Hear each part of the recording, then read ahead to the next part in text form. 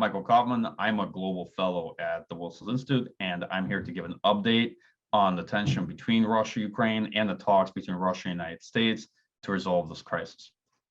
The current situation is that Russia is continuing to build up forces, primarily military equipment, around Ukraine. They have a large exercise taking place in Belarus. Right, all the trend lines in terms of Russian military activity appear rather negative. And while it may not be cause for panic or alarm, it is very much cause for concern, right? Russia is looking like it is positioning forces for a large-scale military operation against Ukraine and is being coy about the fact that it's essentially holding Ukraine as a hostage while pressing with a number of pretty outsized demands to the United States and to NATO at the same time. Those demands are largely seen by the United States and NATO as non-starters, right? And so there have been a host of diplomatic conversations, but it's not clear that there's a diplomatic off-ramp to this crisis. The response from NATO has been that NATO is not willing to negotiate the security of other states. It's not willing to halt enlargement or give Russia a veto over NATO enlargement, and certainly not going to stop defense cooperation with non-NATO members just because Russia wants it to. And one of Russia's demands is that NATO roll back military presence and infrastructure to pre-1997 lines, which is essentially a demand that NATO goes back to its military posture in Germany around 1990. And this is a pretty preposterous demand that these fundamentally are non-starters. And I think they knew that in Russia when they pitched them.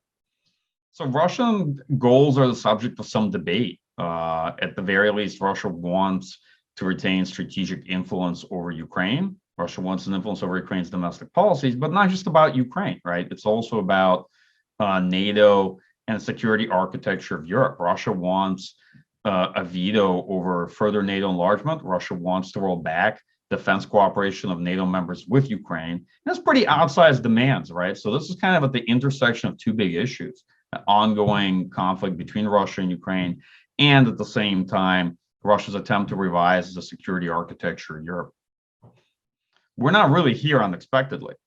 In general, Russian policy in Ukraine has failed since 2015, and they're trying to reverse what looks like a decline of Russian influence in Ukraine's march westward.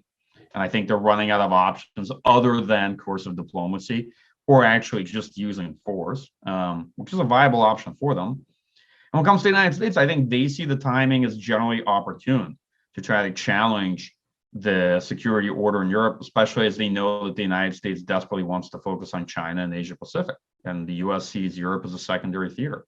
So I think from a Russian point of view, this might be an ideal time for them to raise this more essential conversation.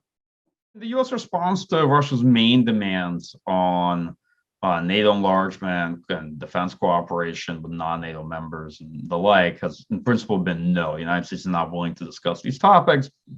But the U.S. has proposed an alternative and expanded strategic stability dialogue, looking at some of Russia's other concerns, such as missile basing in Europe, regional arms control, ways to de-escalate, reduce the scope of exercise, and the like, essentially expanding the bilateral dialogue we already have.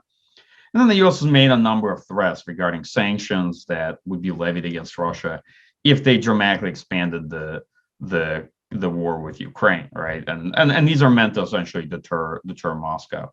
That's the response so far. And the U.S. has basically taken up Russia's offer of diplomatic negotiations. There were several meetings in Europe about a week and a half ago. There was just a meeting between Secretary of State Tony Blinken and Sergei Lavrov. So there's going to be some more meetings, but it's not clear if the diplomacy is really going anywhere, right? These conversations are being had.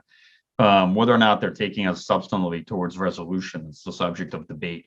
Well, I think that in the next couple of weeks, it'll be very clear. Either Russia is looking to pocket what they've managed to get from this case of coercive bargaining so far, or it's going to be very clear that they're leaning towards a military solution. That very well could involve the large-scale invasion of Ukraine.